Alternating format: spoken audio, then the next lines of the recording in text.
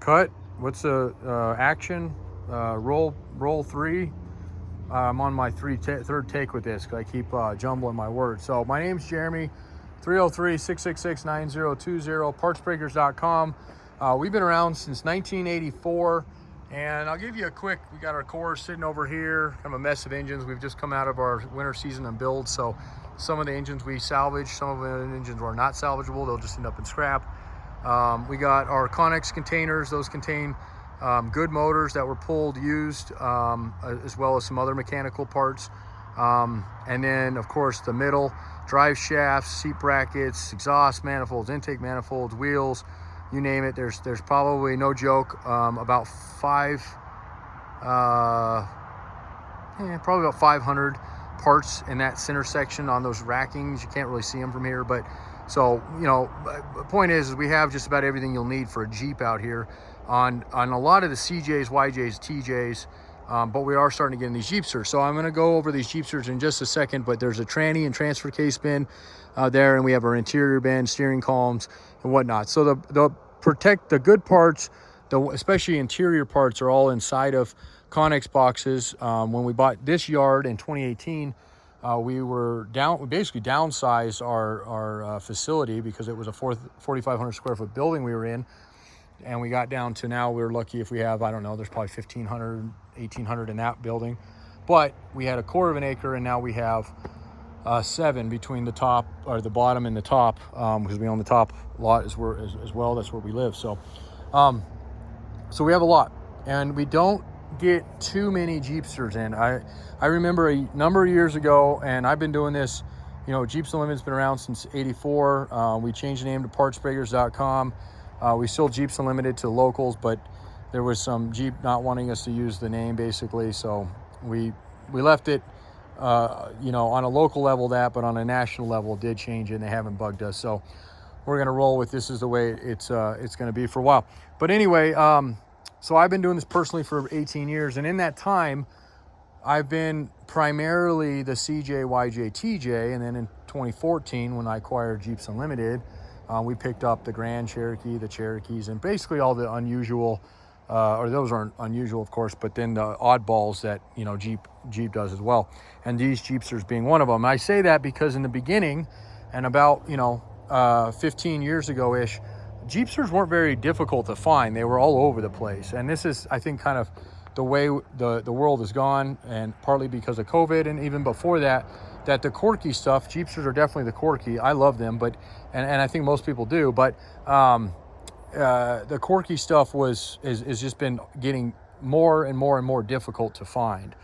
And anyway, so I made a video the other day, and I'll erase it. I don't mind sounding like an idiot for a bit, but it will confuse people, and that's what I don't want. So in that video I show 3 frames, and the third frame, which is over there, is not a Jeepster frame. I went to sell that frame, and part of when we sell them, we get them stripped down and blasted, or cleaned, and as I walked by it clearly looks shorter. CJ5 frame is what it ended up being. I took a tape to it, and yep, it's a CJ5. So when we got it, one of my yard guys took it in. The customer we got it from, they bought an estate out here in Junction, and it was in the back, and somebody had marked it with Commando, so that's what it was, and that's kind of, I never really looked super close at it.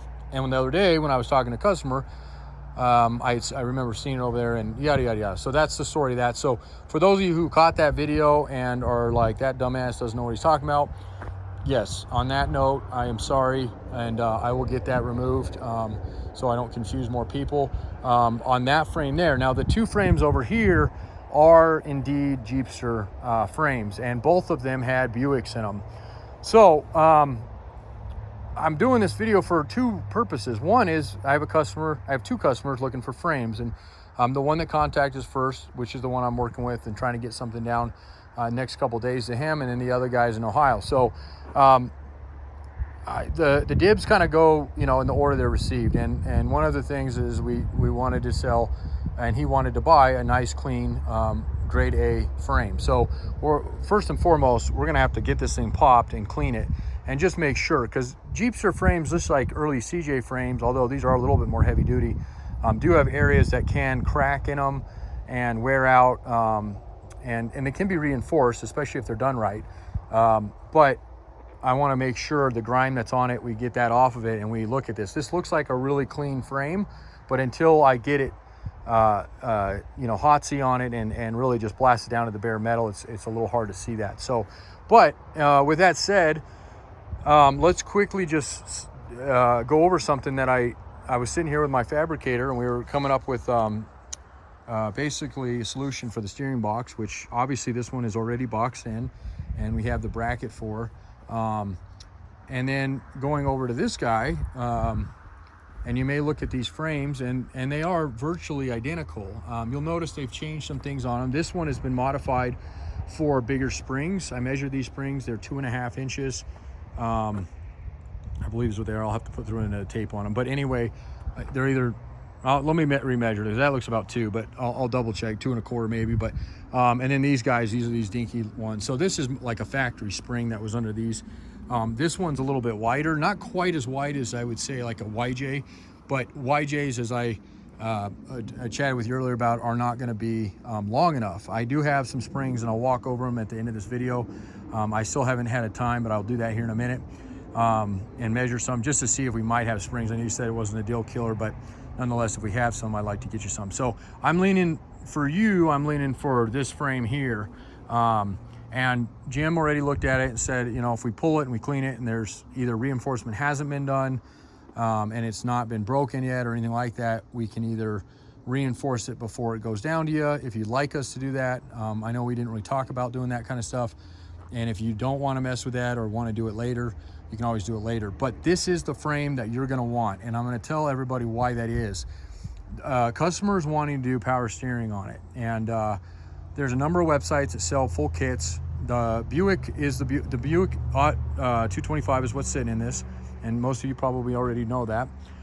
But this engine is a little bit difficult to put power steering on, and it's mainly because the brackets, the exhaust manifolds, and yada yada yada, they're even harder on CJ5s to do. We're actually working on one in the garage right now, and if I really want to take some of your time up today, I can show you that project here at the end of it as well. But anyway, nonetheless, as I was standing here with Jim, we were looking at the two and trying to, you know, decipher what you can, because clearly it's got a good amount of grime on this thing. Which, nice thing about grime is, I imagine, and every time we get a frame like this, when we clean them, they look just absolutely mint underneath. This is a great preserving. I bet the original black paint is almost intact on this one.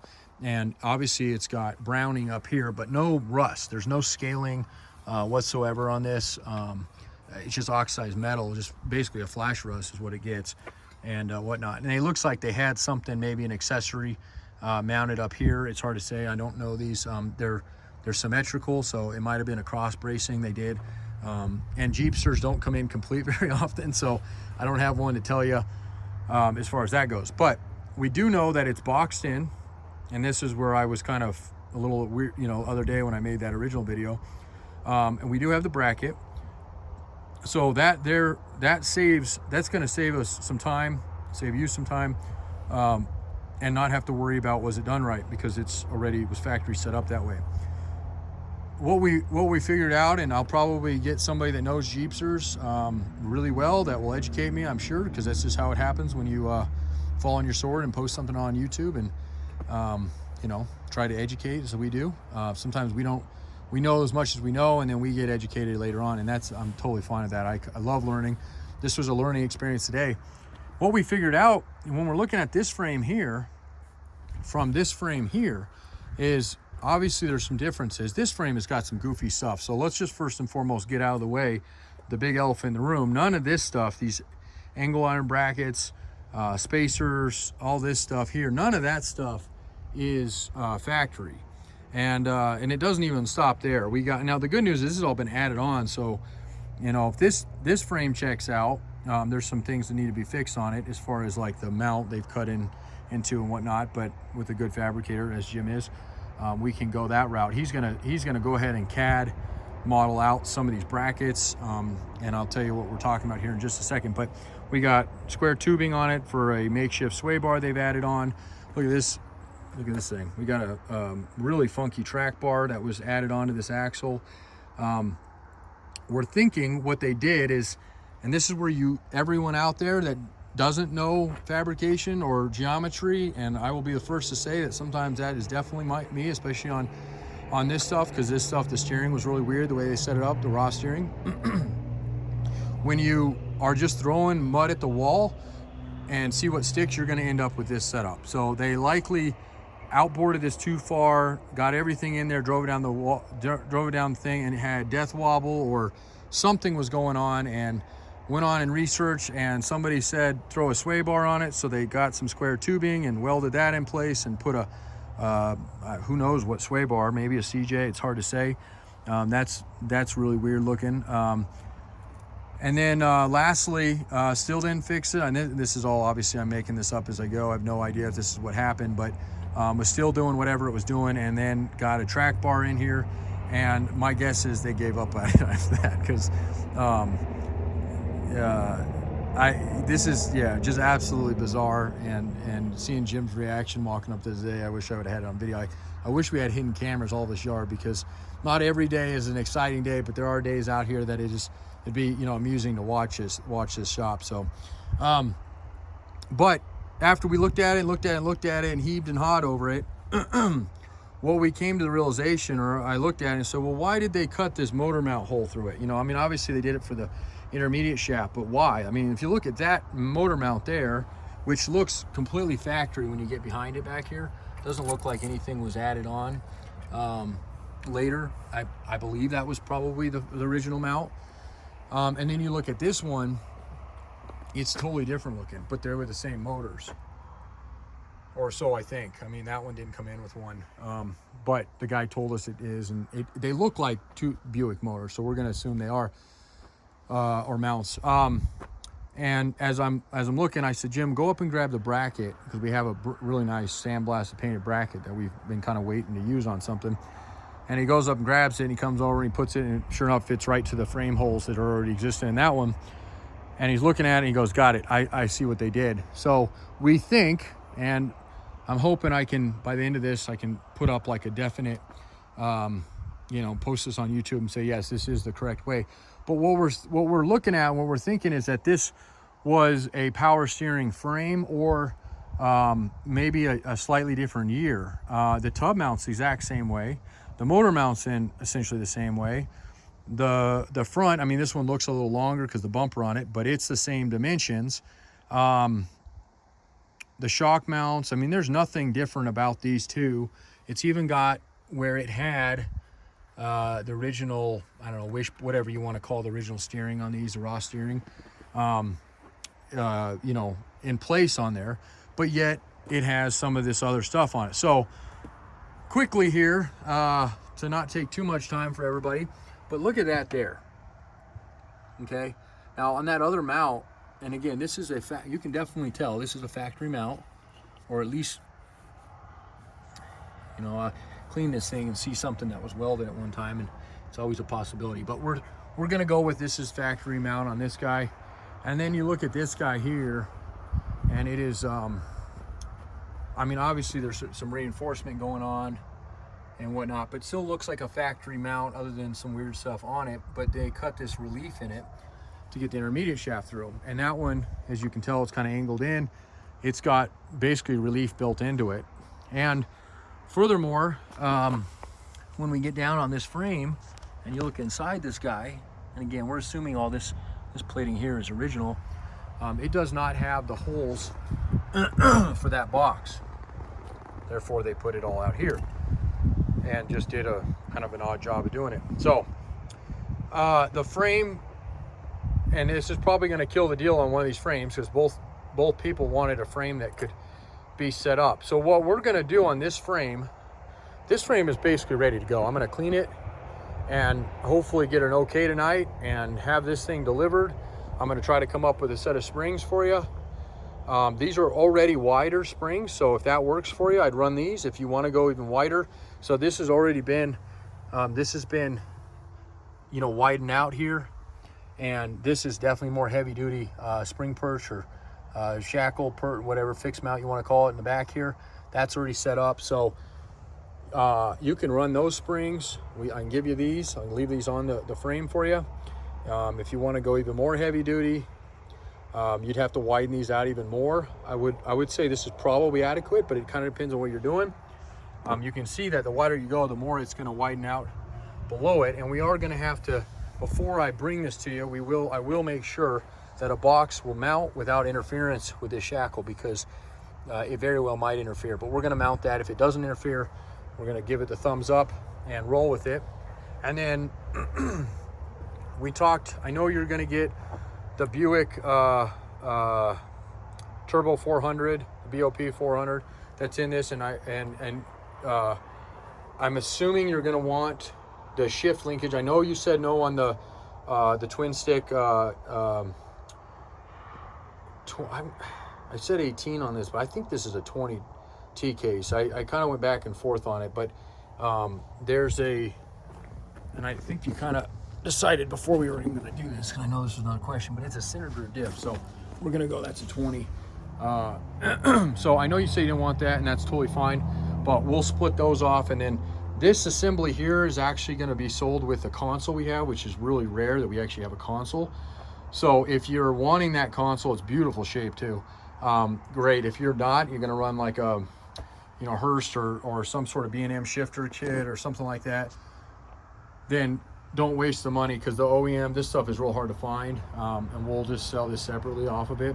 But you will get the complete Turbo 400 with the specific Jeepster adapter plate that will mate to your T case. And then if you decide, you know, you want something on this.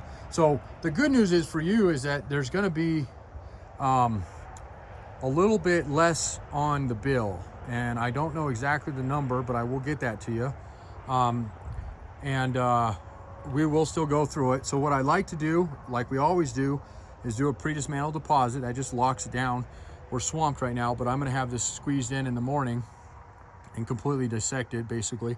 I'll leave the tranny on it if we can unload it at your place like that. If we can't, because it is going to add some weight, then I'll pull the transmission. We can obviously offload that, and then the frame, the springs will make it a little heavy, but we can, you know, if you have a tractor, no big deal. But if you don't have any of that stuff, then we'll try to get this frame stripped down so we can manhandle it off the trailer. I won't have any issue with that, and we won't have to worry about doing anything else on that guy. And there was something else I was going to add to that, but I think that's it. So I'm going to wash it. So yeah, anyway, we'll call it a night. I'll get a deposit lined up. That just basically puts your name on it, also puts it in path of getting it worked on. And we're just going to skip ahead, years ahead of a couple jobs, so we can get it down and I'll bring it down. My plan is to leave tomorrow at 4, by 4, but if I can't, I have to go Thursday, I'll do that. But I want to be back. I got in-laws coming in town this weekend, and I got some stuff to pick up down there anyway. So, all right. So a lot of that's a lot of mumbo jumbo for a lot of people that are probably just trying to get an answer on something. But if you're trying to do a power steering conversion on a Jeepster you already have or you're wanting to buy, the first and foremost, if you're not fabricating, and I'll talk about what we're about to do to this one here in a moment, but if you're not fabricating, then I would say try to find the frame that's got that almost oblong or twisted looking mount on it. And I believe on your setup you're going with a different engine, so this isn't even probably not even as an important thing for you, but nonetheless, this is that relief style mount is what you're going to want to look for. And then if you, for example, have a bigger motor in yours, and I'll get to this in just a second, I don't want to back and forth too much, but Jim's going to come up with a solution for that in a minute, or tomorrow when we're working on this. But anyway, you're going to want to find that mount if you have a Buick and you're wanting to do power steering. This is the easier way to do it. And you're going to want to find a one that's got holes in it like that. And then there's a mount inside that I'll post a photo of as well. And then of course you need other things, don't get me wrong. There's still brackets you need that are hard to get on the motor side of things if you're doing a Buick, and also costly to do those. So keep that in mind. It's not just a bolt-on, go find them at a junkyard, you're done. We're gonna try to put together this kit, and we're gonna try to offer it for both CJ5s, they're obviously different on those, and Jeepsters that do the Buick, because the Buick happens to be the one that's the hardest to do on both. So now going back to this guy, let's just say you have a frame that looks like this one. Either it's Frankenstein already or it's not set up for it. So what Jim said he's gonna do is we're gonna come up with a bracket that's gonna replace that one and give us that twist-in style with that relief in it, set up again for a Buick.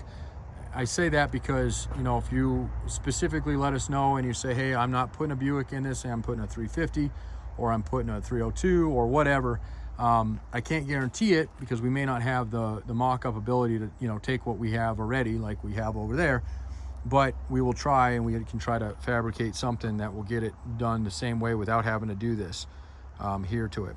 And then this is fairly easy, same thing.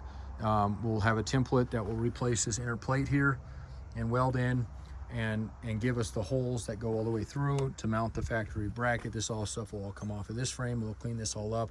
This frame will look like it came factory that way, and go back to, hopefully. I mean, obviously we could get into this frame and find other things with it, but for now I'm gonna have to pause on the second gentleman and just tell them to give us a little bit of time so we can work up that stuff. Okay, whew, that's it. Okay, questions, comments, concerns? You have some education for me, want to tell me why this one is set up this way and this one is set up this way, and it's not because power steering or non-power steering? I would love to hear it. My our Facebook or YouTube followers, not that we have a ton, but I'm sure they would like to hear it, and we will just add those into the comments as it goes and learn. That's what it is. I love the fact that as long as I've been doing this, I'm still learning stuff. It doesn't happen every day. I told one of my guys, Chris, earlier, I'm like, man, I was almost giddy, just like, oh, look at that, when you figure it out and you see the way that it was meant to be. So I don't even have a tape with me right now. I was gonna go measure some springs. I'm gonna do that. I'm not gonna video that. There's no point in you sticking around for all that.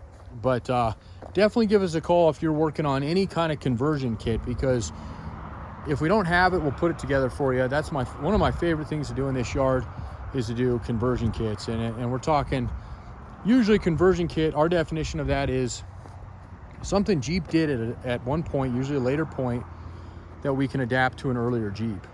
Or even in a modern Jeep, you look at, and I say modern, like the YJs, TJs. You look at YJs, early TJs, and even JKs have some weird stuff like this. But, you know, YJs didn't all come with power steering. They all had power brakes, but not all of them had power steering. And same with early TJs, and then JKs, not all of them had AC. So you might be in the camp of one of those guys where, hey, you know, and that's an easy conversion because they made it for that Jeep. So it's just bolt on. It's just like the factory, as if it were to come with those pieces or those parts. There's no questioning, is this gonna work? Am I gonna buy this and lose money on it? These guys are gonna help me out. We will be there. I mean, we'll help people when they don't buy parts from us. But we, as I've gotten older, we've definitely are standing more in that camp of, hey, you're buying from us, we're gonna be on this project to the end.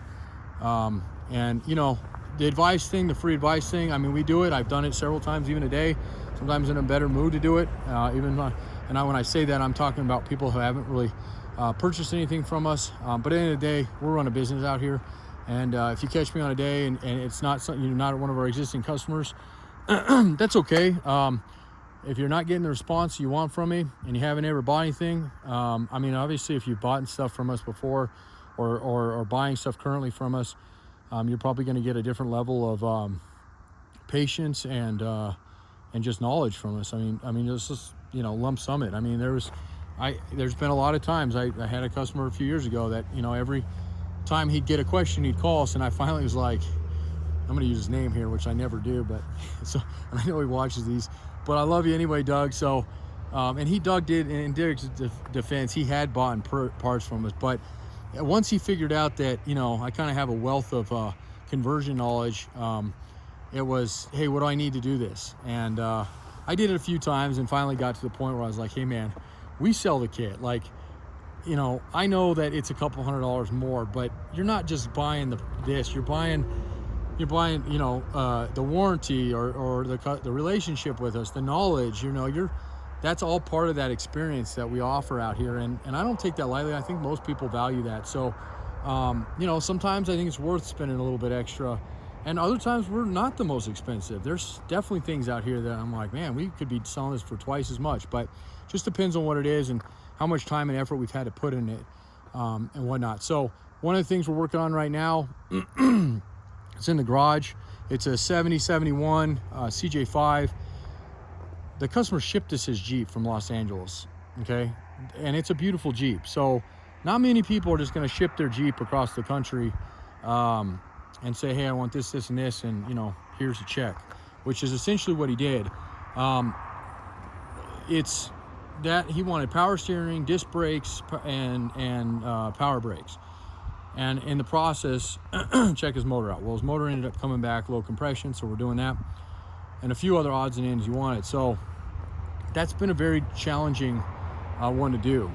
There's very little support out there for that, and you see when you do them why. There's no room in the engine compartment on those, so it just it's not easy to do. Power brakes, it's going to be one of the most difficult things to cram under the hood. Everybody I've talked to that has built one of these things for years, like, no way, you can do it, maybe. Or, you know, they tell me straight up, if that was part of the contingency, we wouldn't even take it in. And so everybody told them no, and we're going, oh, let's try it. You know, Jim's excellent at CAD and fabricating and all that. He's like, let's just do it right and see if we can come up with a kit. That kit might be available here soon, and if it is, it's probably going to be a pricey one. But the R&D on that one is, I don't even want to know what we have in that thing right now. So anyway, point is that give us a call. You never know what you're trying to do. Might be something we have out here already. We've done 100 of them. Might be something we've never done, but we want to try it. And it might be something I tell you, go buy another Jeep. You know, unless you're sentimental about it. Sometimes frames are like that. People ask for frames and tubs, and you know, is this sentimental to you? Do you already have a ton of money in this thing? Is it, you know, what are the reasons? Why aren't you just shelling it and going and getting something else? And a lot of times those do come into the sentimental value for people, and we love those ones. I mean, I've gotten several Jeeps that way, friends and family of mine that I'll never part with. I'm leaning up against one right now. And I didn't even know this guy very well, Phil's Jeep World. This came from Montana, and when we went up there, they called us. They called us, I don't know, back in 2016. I just bought Jeeps Unlimited. Probably because of that, they said, hey, you want to come buy out our shop? And I need some water. My wife and I pulled the camper over. We spent a week going through with basically the sons and daughters of Phil, the man who built that Jeep place. We never got to meet him. He passed away, and there were parts up there that we recommended, just, hey, they're not worth much, tossing. I probably look back and go, man, I shouldn't have said that. I shouldn't have done that. But we didn't have any interest in it, and they didn't have any place for it. But anyway, the point is that Jeep, I bought 3 Comanches from them, and the deal was it wasn't even about money. They said, we'll sell you these, but you got to keep this one. We don't want to see it in parts. We don't want you to, you know, sell it. And we've had people ask us about it for years. It's a very clean, rust-free little 2-wheel drive, 4-cylinder, bone stock Comanche. Runs like a top. It's got some flat tires right now, but runs like a top. This is a sentimental Jeep for me. Eventually, we will rebuild this thing from the top to bottom and leave it like it is. And that's the reason that, you know. So anyway, I've rambled on way too much here. I need to cut this short and go from there. I am going to be following up with the customers here tonight and tomorrow on the Jeepster parts. Anybody else out there needing a Jeepster stuff, that hardtop has sold. I'm working on getting another one. Those are hard to get right now too, for those of you who are looking. And if you have the opportunity to pick a Jeepster up out there, especially the early ones, it's a little more popular. The Bronco Nose, or whatever they call them, the 70s ones aren't as popular, but they'll get there too. Don't pass them by, especially if you get them for a decent deal, because they're hard to get, and they're getting even harder. And I guarantee it's going to be that Jeep in 10 years, it already is there, but it's going to be even more there 5, 10, 15 years down the road. That's going to be up at whatever that auction, you know, you're at Barrett Jackson. You're going to see these things roll across the shelf or whatever they auction off out there, and see them go for ungodly amounts, and wonder, man, I can't tell you how many of those I've seen rotting away in some field out there. So grab them, call us if you need parts on them. We'll help you where we can. If you need any other CJ parts, YJ, TJ, XJ, ZJ, WJ, most of the new stuff we don't do a lot of. I do a little bit of JKs, but not a ton. You see a few things laying around, but it's just not our bread and butter. Everything else is. And then we'll go from there. Occasionally we do a truck and diesels, but that's neither here nor there. Okay, thanks everybody. It's been a beautiful day out here. I'm happy as can be. If you can't tell, it's blue skies and rainbows. So 303-666-9020, partsbringers.com. Thank you and have a great day.